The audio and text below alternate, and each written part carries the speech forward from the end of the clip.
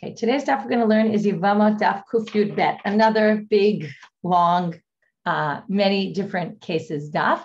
Today's daf is sponsored by Tina Lam in honor of the Tzevet Yevamot.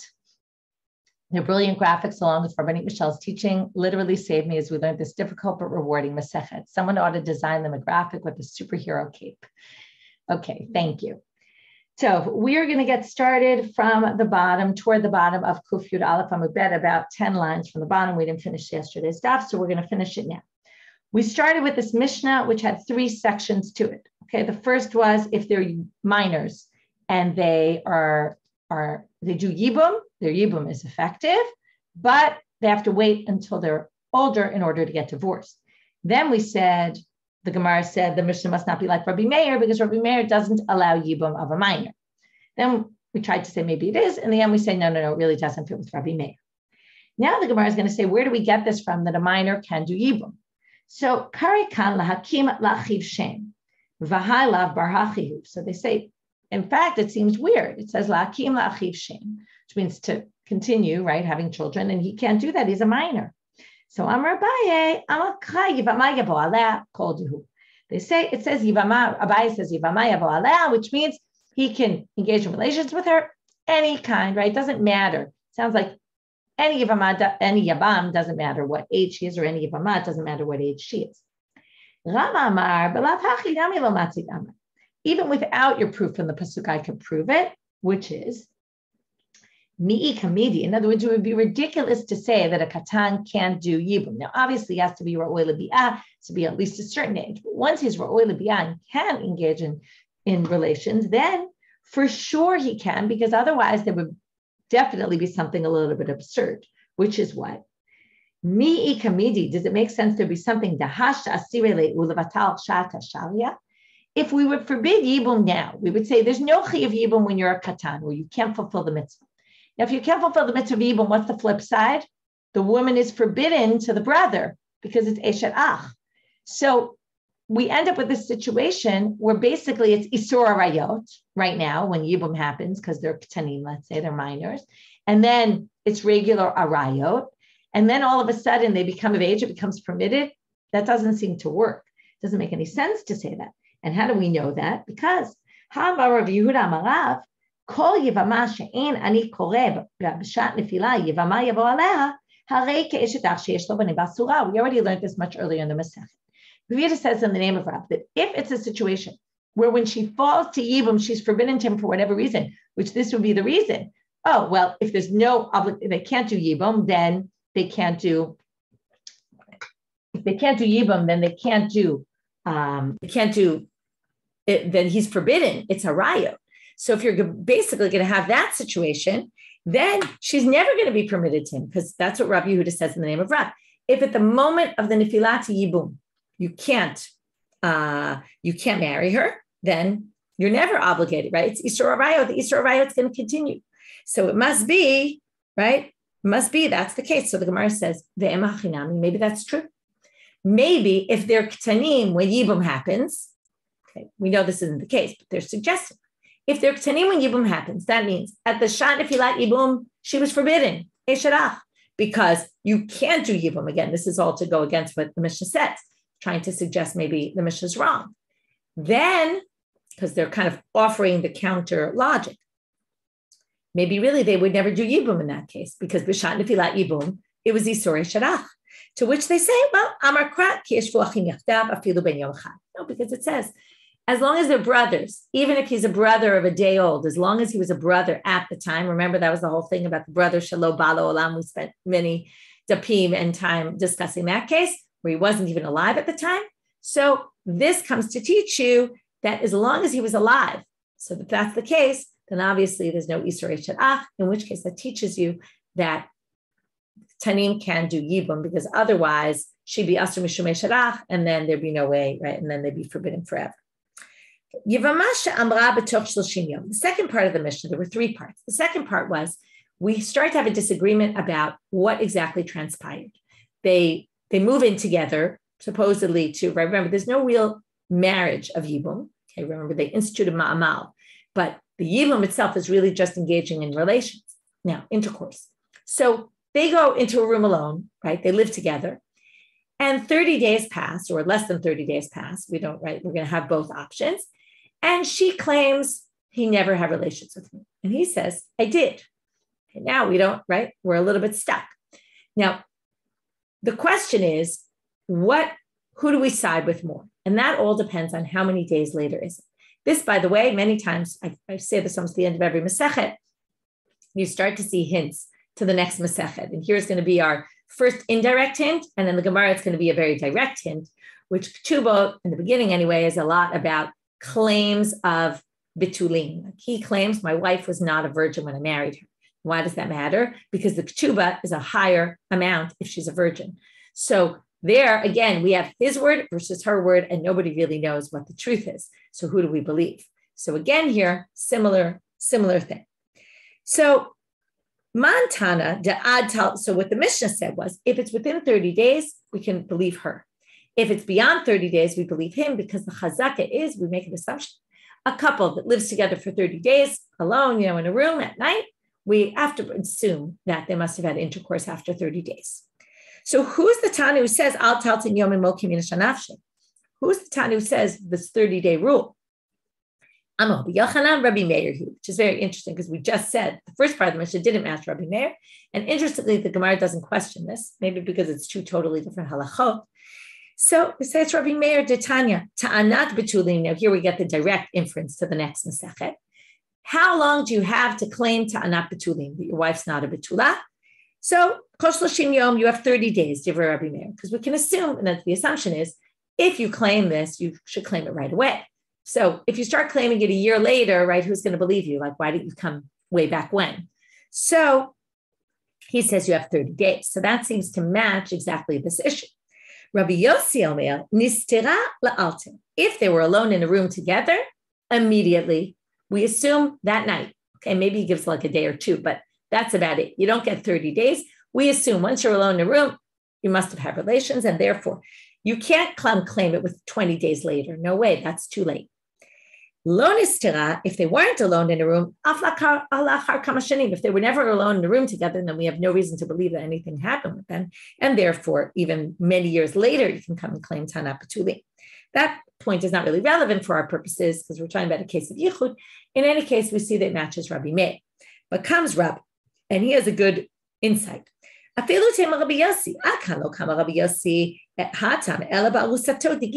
a distinction between the betulim case, the virginity, and our case, where it's yibum. He says there, he was betrothed to this woman. He obviously had desire for her, and therefore, right, the gispa, he's interested in her. Therefore, we have to assume that you wouldn't get up to 30 days without anything happening.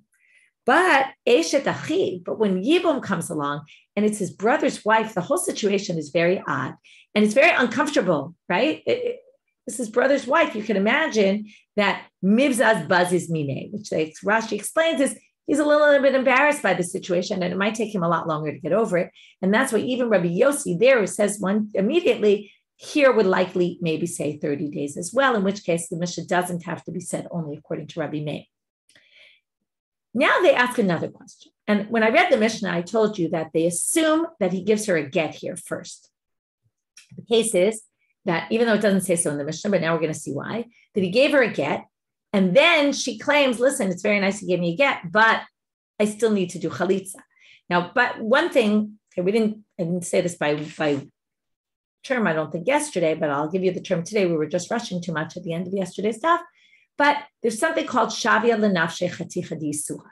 You can make yourself forbidden, meaning the only reason she becomes forbidden and has to do chalitza is because of her word. Her word alone is good enough to forbid herself. Even though she's not a witness, she's no gea b'daval, right? She's talking about herself, but to your own self, you can make something asur.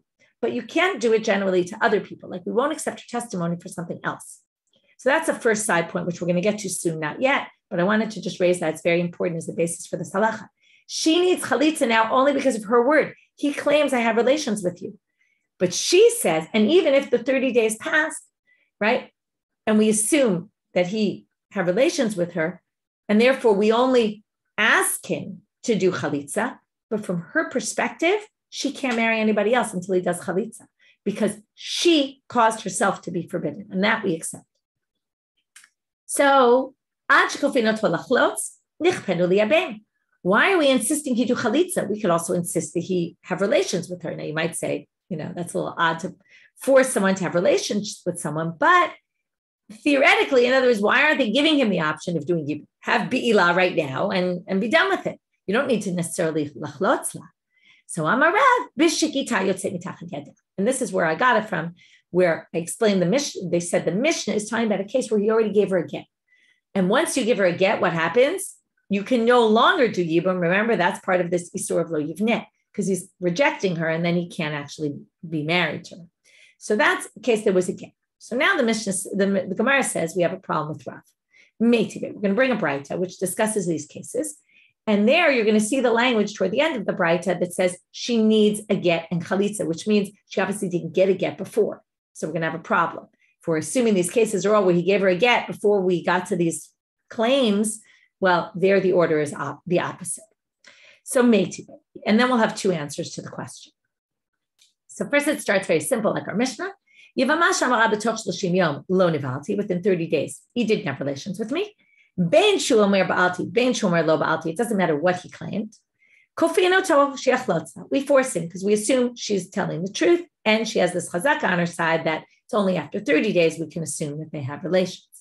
If it's beyond the 30 days, then okay, then again, she can't remarry until she gets chalitza because she turned herself into chati surah. But we request, we say, okay, so do chalitza, but we don't force it because really we believe him more. What if she says he had relations with me and he says I didn't? Okay, the opposite case. She doesn't need chalitza in this case, just a get. Because again, if it's beyond 30 days, we assume that they did have relations. So she doesn't need it for the purposes of chalitza, but he clearly, right? But if then he can divorce her with a get, meaning he doesn't need to do chalitza with her. Next. And this is the case that's important for our purposes. He says, I slept with her, and we're beyond the 30 days. She says, no, he didn't. Even if he admits later that she's right, because he started by saying, no, he started by saying, I did already. And there's the chazaka on his side. Shricha get vechalitza. She needs get and she needs chalitza. Now, what did we say before? That he already gave her a get. So why does she need to get a get? So Rabbi Yami, it really means shricha chalitza in gita. Yes, he gave her a get already before the claim. Now we're having a debate about what the situation, what the actuality is. It's not enough that he gave her a get before. He needs to also do chalitza.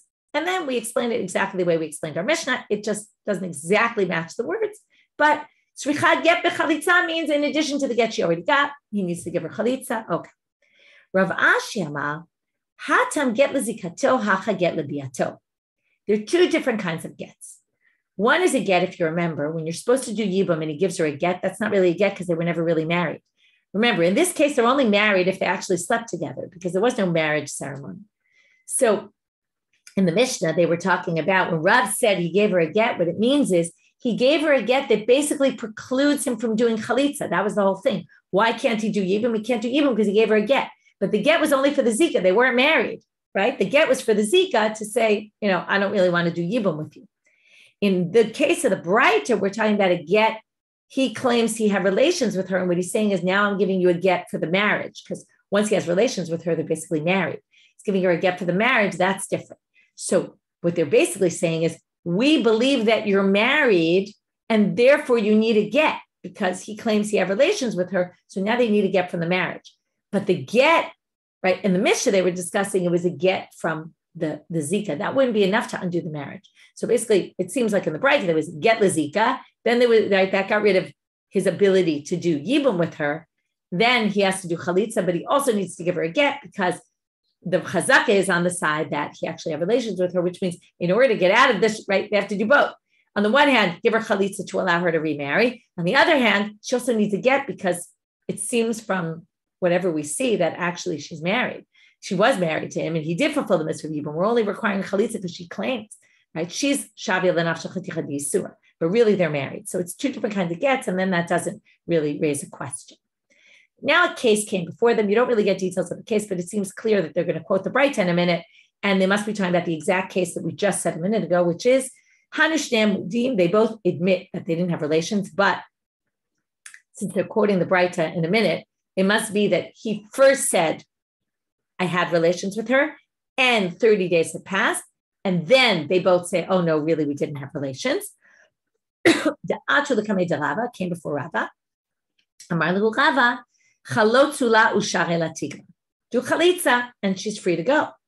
To which, right, we all know this isn't the case, right? We just said a minute ago, she needs a get also.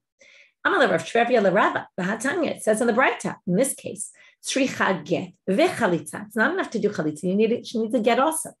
Amar le, itanya, tanya. So he says, okay, if there's a braita, I guess I'm wrong. And then he basically requires her to give a get, requires him to give her a get as well. And this is like covering all bases, right? The law says she's married and therefore needs a get.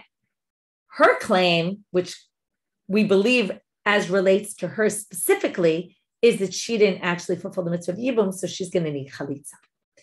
Now, because of that, we now read the Shavin and Lav Shachaticha Yisur is very critical for this next line.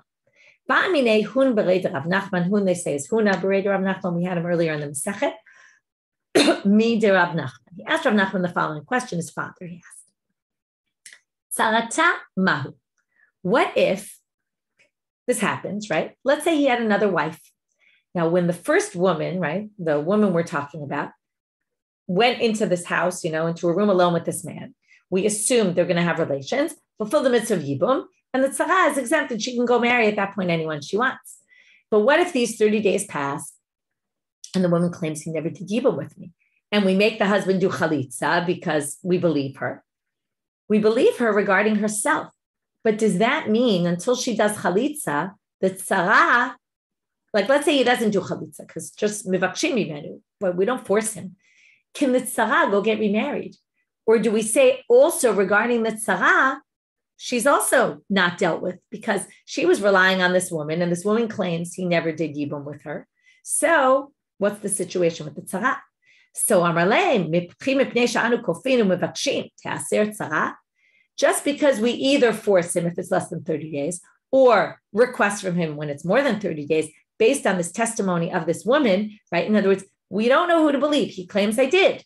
So just because she says this, we're not going to forbid somebody else. No, this is the whole basis of Shavia L'Nafsha Chaticha D'Yisur. We accept her testimony as it relates to her, but not as it relates to anyone else. So you come up with this fascinating thing that tzara is exempt from yibum because of her, but she herself is not exempt from yibum. So it's this almost somewhat ridiculous situation, right? Where it's as if, right, we're saying at the same time yibum was done and yibum wasn't done. So it's interesting.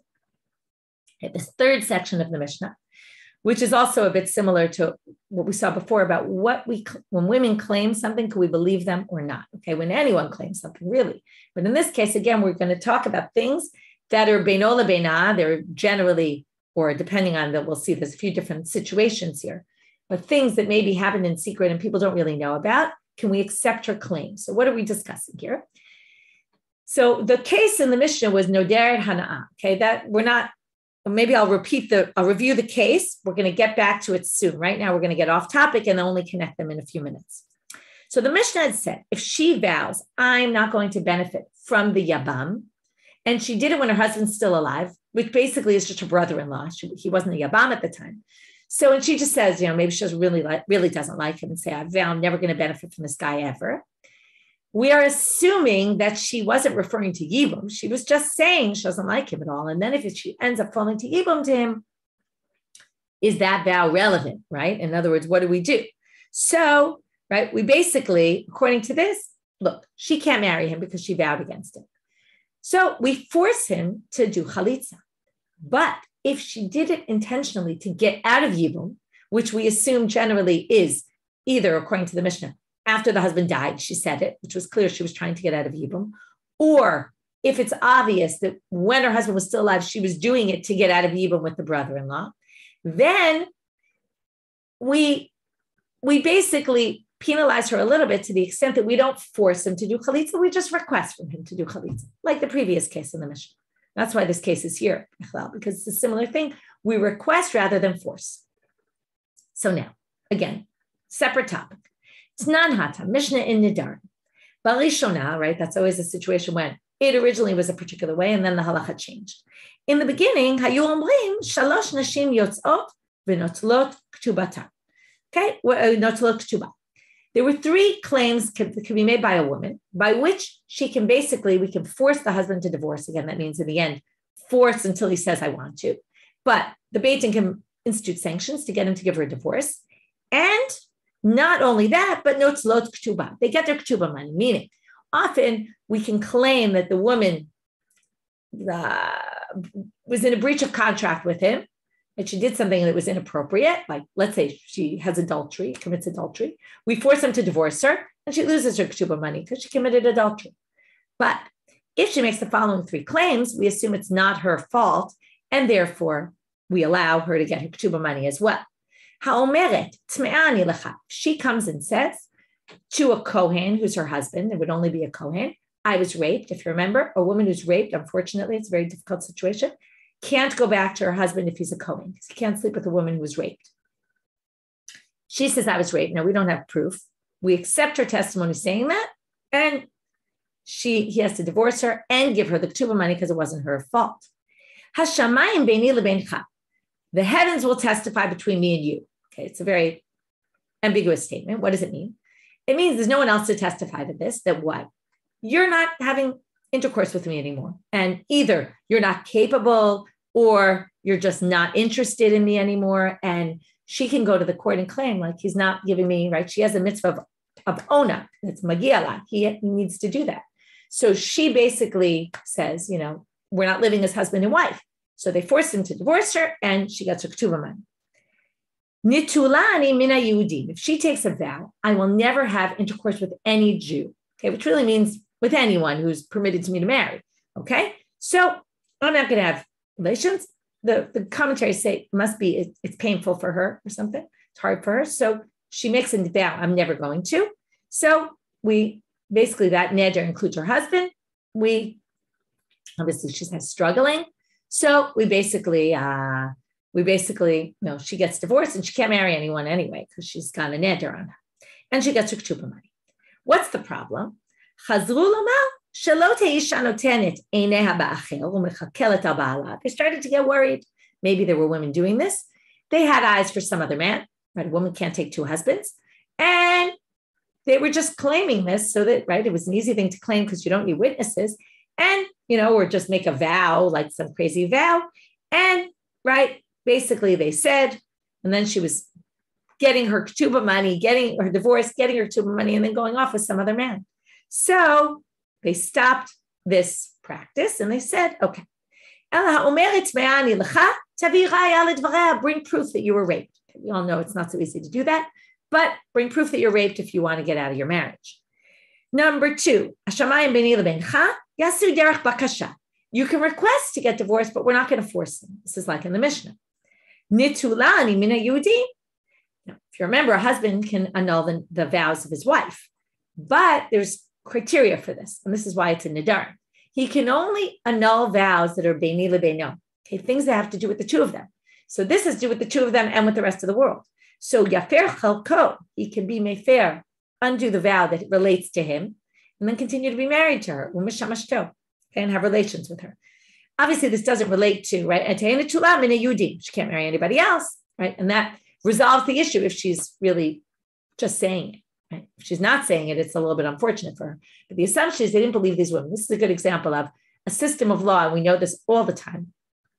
When there's people who abuse the system, it messes it up for people who are actually legitimately trying to do things within the system. So there's a good example where probably there were some women who used this in a bad way, and that caused the halacha to become much more strict and mess it up for women who, maybe really were in this situation unless they didn't have proof that they were raped. But that's always in a system of law, right? That when people start abusing the system, things need to change, and then that affects, unfortunately, innocent people. So now, ibayalahu. They now ask the following question. When she said Nitulani min Yudim, she basically vowed, and that's why she said Yudim. She was talking about only people that were permitted to her. Now, her yabam, her brother-in-law, who wasn't her yabam at the time, he wasn't included in this because, or was he? Right? That's the question. Li yabam mahu. Mi maska adate demayit bal v'nafla k'mei yabam olo. When she took this vow, was she thinking about her brother-in-law in the sense that maybe in the future I'll fall to yibum to him and I'll be forbidden to him?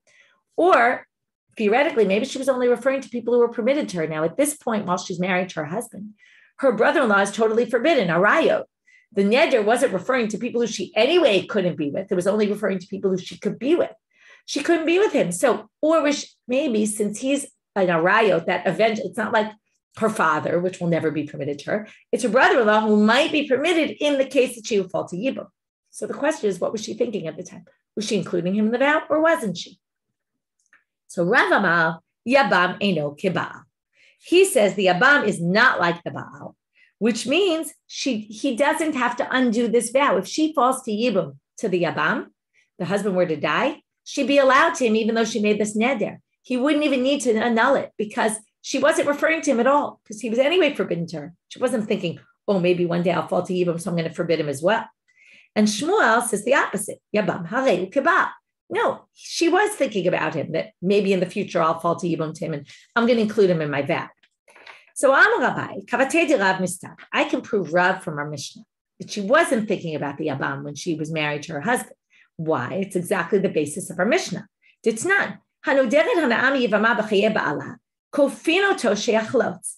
If it was in his time, right, and she said, I won't benefit from my brother-in-law at all, she wasn't thinking about yibum. She was thinking, right now, I can't stand this guy. I don't want to ever benefit from him. She wasn't thinking about yibum. And therefore, we force him to do chalitza because we assume that she had, no ulterior motive relating to yibum at all, like trying to get out of yibum. If we think that maybe she was thinking about, well, maybe one day I'll fall to yibum to him, and that's why I'm forbidding myself to him, then mivakshim mebayla, turning out I'm a bet, right? Then she would only do mivakshim. That would be, right? The law would be, we request from him because we're suspicious that maybe she was thinking about yibum and she was just trying to get out of yibum. And then we wouldn't force him, we'd only request. That's what the second part of the Mishnah says. And it doesn't say that in the first part. So the Gemara says, no, you don't necessarily have to say that because you can say that the Mishnah was referring to a case, right? There's two different kinds of women and whether they think about yibum or not. There's a woman who has no children yet. She probably has in her head, I might fall to yibum at some point to the yabam. But our Mishnah, which must be a case where we assume she wasn't thinking about yibum when she took this vow against her brother-in-law, we can assume it was a case where she had children. She doesn't think, oh, maybe they'll all die before my husband dies and then I'll fall to yibum to his brother. Right? Once you have children, you don't really think that yibum's ever going to happen to you. So in that case, she wasn't thinking about him at all and wasn't thinking about yibum, and that's why kofinoto. Right? We don't assume she's going that far to think maybe my kids will die and then maybe my husband will die and then I'll fall to yibum. So now the Gemara says, okay, so if ein labanim, then what? Then the Mishnah would be different. If ein labanim, according to what you're saying, mivakshim, we would only request because we'd assume that she was swearing off her brother-in-law because she was thinking about yibum. Well, if that's the case, aditane imnit kavnalakach, what did the Mishnah say? If she intended specifically to get out of yibum, even while she's still married, and it was clear.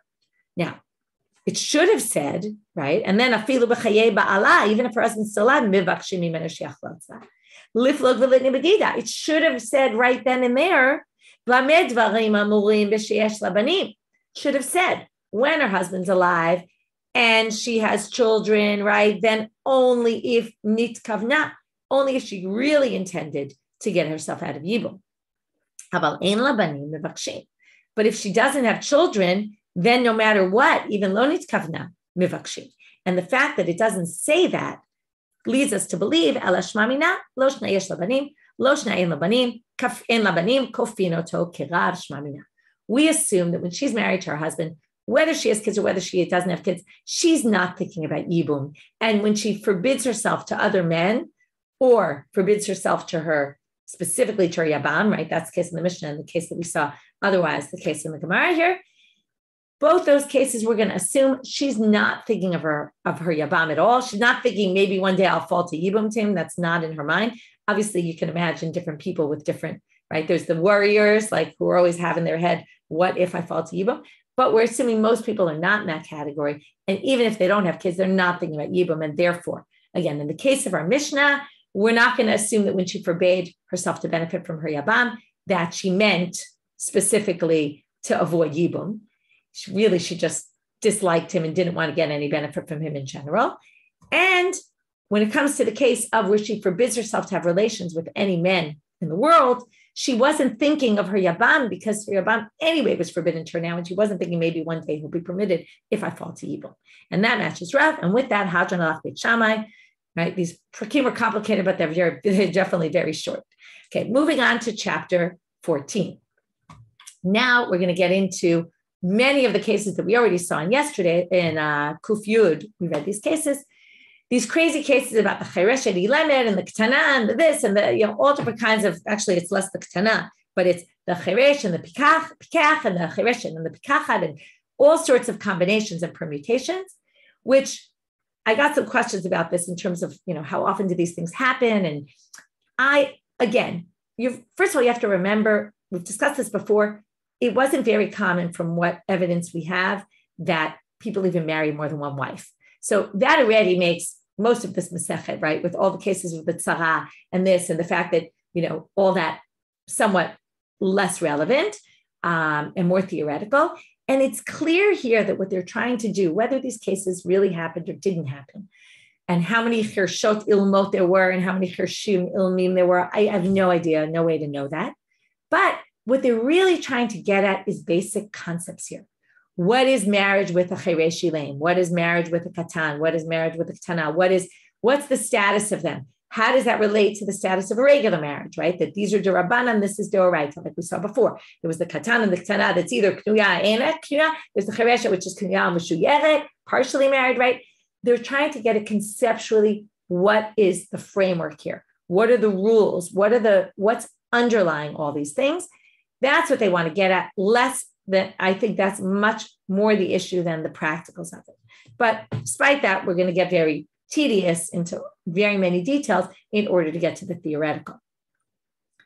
And the nature of the Mishnah is not to say, sometimes they say zehaklal, but usually they like to give cases, and through the cases you learn the principles. So cheresh shenasa pikachat upikach shenasa cheresh. Okay, here we have either he's a deaf mute or she's a deaf mute. Im ratza lotzi yotzi, v'im ratza l'kayem yikayem.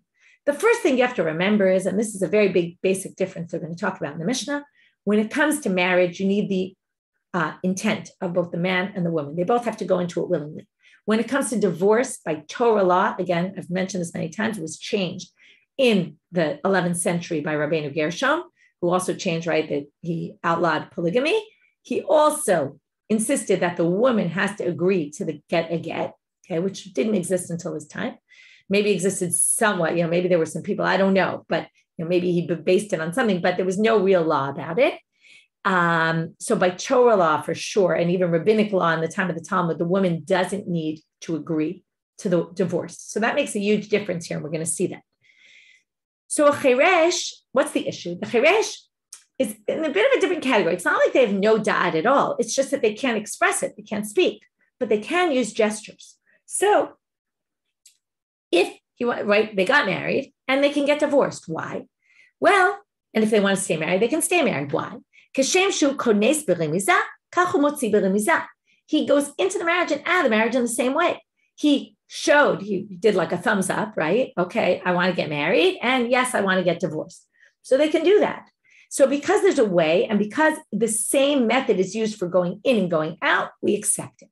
This is going to be an important thing, because in a minute, we're going to see, right? If she became deaf later, she became deaf later. So that means, okay, you have to remember, a deaf mute is married only on a rabbinic level.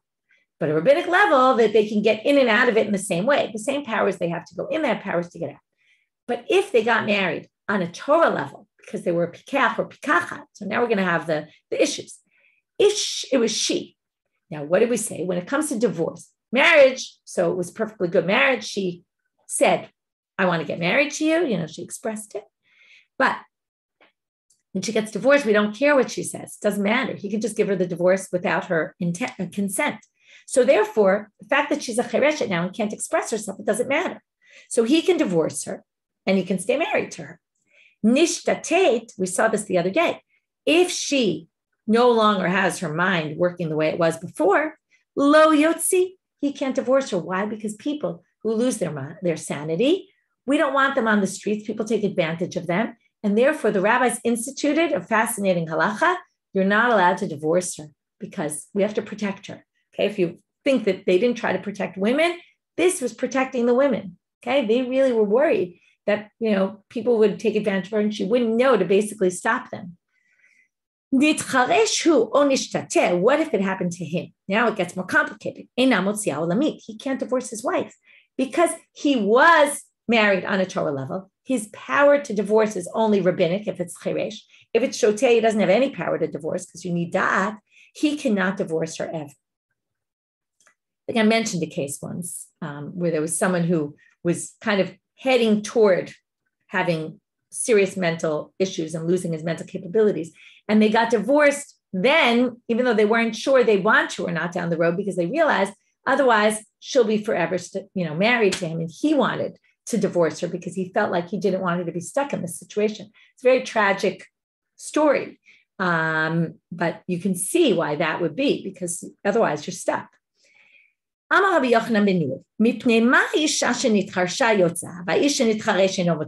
asking, this is good because the Mishnah doesn't usually do this, but he asked, what's the principle behind this? Which I already told you, right? So why, if she becomes deaf, she can get divorced, but he can't? So Amrulo, Eino Domeh Ha'isha Mikaresh, L'isha Mikaresh, it's not the same thing. She can either consent to the divorce, or she cannot consent to the divorce. And she'll still be divorced. No, he needs to show his intent. And if he can't show his intent the way he got married, and he showed his intent when he got married, then it's going to be a problem. So only if he was divorced, if he was a deaf mute in the beginning, he can get out as a deaf mute, but not if he was married, if he was a pikach. He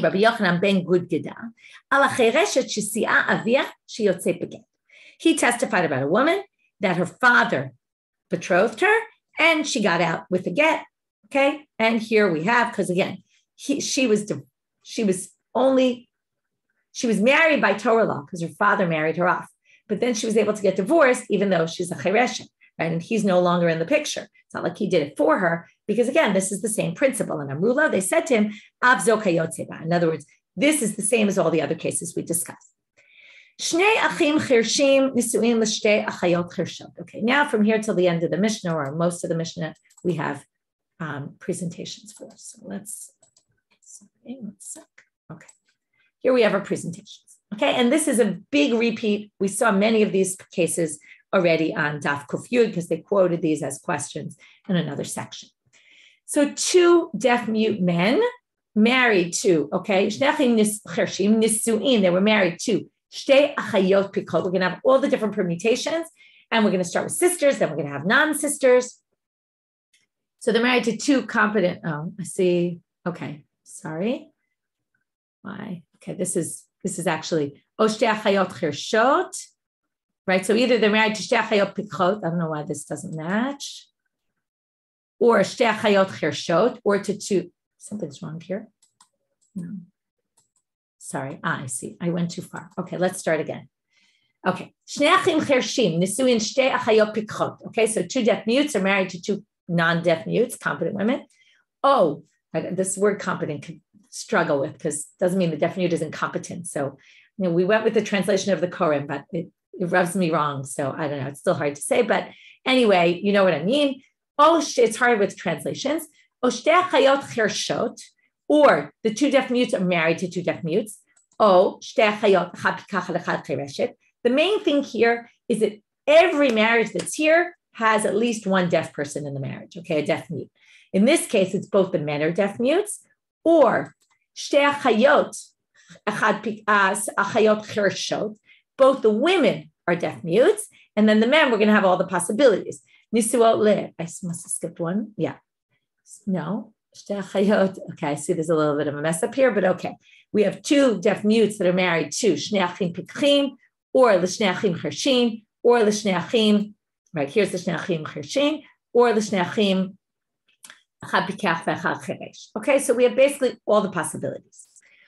Now, what do we say? If one of them dies, okay, Hare Elu, now again, the main thing here with all the complication of all the cases, it just means either both men are deaf mutes or both women are deaf mutes, and everyone else could be any possible combination, which means that there's only marriage on a rabbinic level of a deaf mute marriage.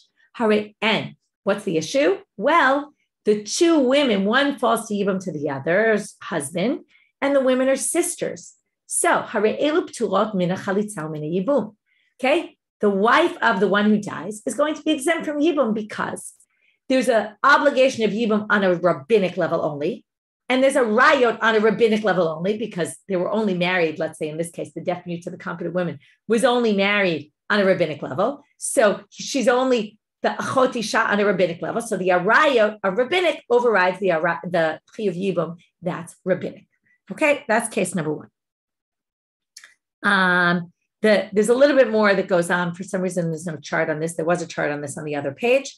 If they weren't sisters at all, then yichnosu, then he could actually marry the other one. And if they want to divorce, they can divorce because, again, a deaf mute can divorce anyone who's married to him at the same level, on a rabbinic level. So that's fine.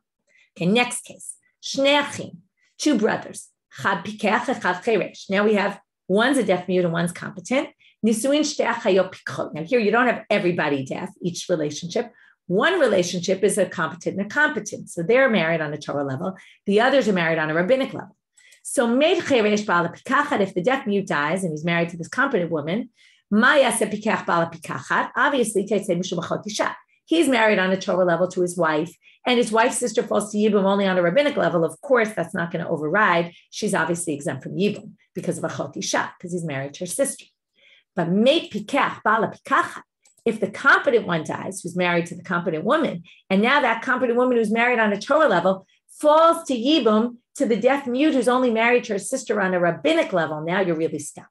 This is that bad case. Motziat ishto beget, the wife needs a get, the wife of the deaf mute, because of achot zkukato, because he's supposed to do yibum with her sister on a Torah level, and he's only married to her on a rabbinic level. So he has to give her a get. The eshet achiv asura la'olam. But the competent one is prohibited. Okay, why is she prohibited? Well, because she can't do yibum with the deaf mute because he was married to her sister on a rabbinic level. So on a rabbinic level, they can't do yibum. And what's the other option? Chalitza. But remember, a deaf mute can't do chalitza. So she is prohibited forever, not only to do yibum with the deaf mute, but that means she can't ever marry anybody. This is a very bad situation. She's stuck. Okay, next. Shnei achim pikchim. Okay, we now have two brothers who are competent. Nisuin l'shtei achayot. Okay, married to two sisters. Just 1 second. I want to make sure I'm not missing anything. Right. Okay. So they're married to two sisters. Again, echad cheresh and echad pikech. So now is the opposite of the other case. Both men are competent and the women are 1 and 1. So now, meit pikach bala chereshet. If the competent one dies, who's married to the deaf mute, Maya se pikach bala pikacha. Now the deaf mute falls to yibum only on a rabbinic level to the other one. He's already married to her sister. So obviously, tetzei mishum achot isha. Okay, here the exempt is in the wrong place. It should be on the deaf mute's head. It's just an error. Okay, the deaf mute is exempt from yibum. May pikach bala pikacha. But if the competent one dies, Maya se pikach bala chereshet. Now, what is the competent one who's married to the deaf mute woman? What does he do? Again, the same thing as before. He divorces her because he has a chotz kukato on him. It's the exact same thing. But the difference here is he can actually do chalitza to the competent woman because he's competent and she's competent. So there's no problem of doing chalitza. So she gets out by doing chalitza. Again, she can't marry him because he was married to her sister on a rabbinic level. So he does chalitza. Shnei achim, next case. Echad cheresh ve'echad pikach. Now we get into the men are different. Okay, one's a deaf mute, one's a cheresh. Nisuin shtei achayot echad pikach echad cheresh. So now, competent is married to competent, deaf mute is married to deaf mute. Before we had, right, competent was married to deaf mute. Now we have competent, deaf mute, okay? We're getting all the permutations. Meit cheresh bala chereshet, the deaf mute dies. So again, he's married to her competent sister. So they had a marriage d'oraita. Obviously, the deaf mute is going to be exempt because it's arayot. But if the competent one dies, so now what does the deaf mute yabam do? Well, again, we know this already. He divorces his wife. And again, the competent one is going to be prohibited forever because he can't do chalitza with her and he also can't do yibum. It's the exact same logic. It's just minor variations each time, but the logic is the same. Now we're going to switch out from the sister case to the non-sister case. So now we have a competent and a deaf man. Both the women are competent.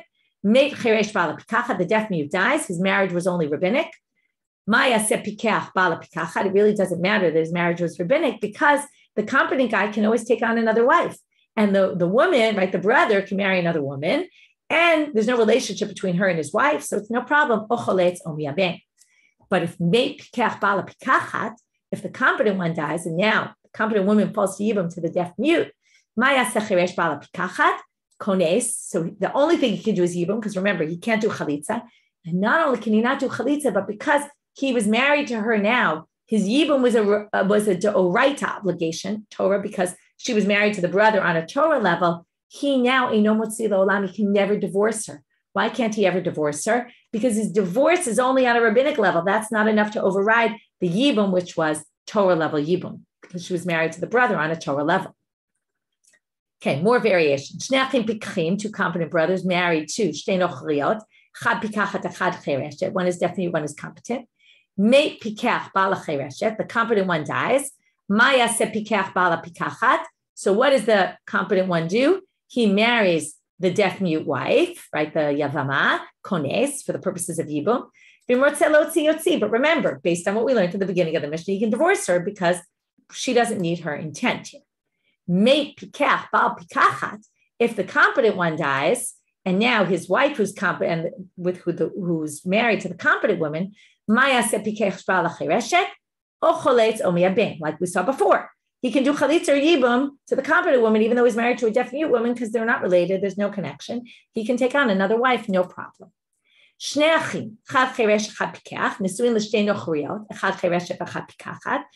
we have deaf mute married to deaf mute, competent married to competent. We're having all the same cases as before, just instead of two sisters, it's two random women.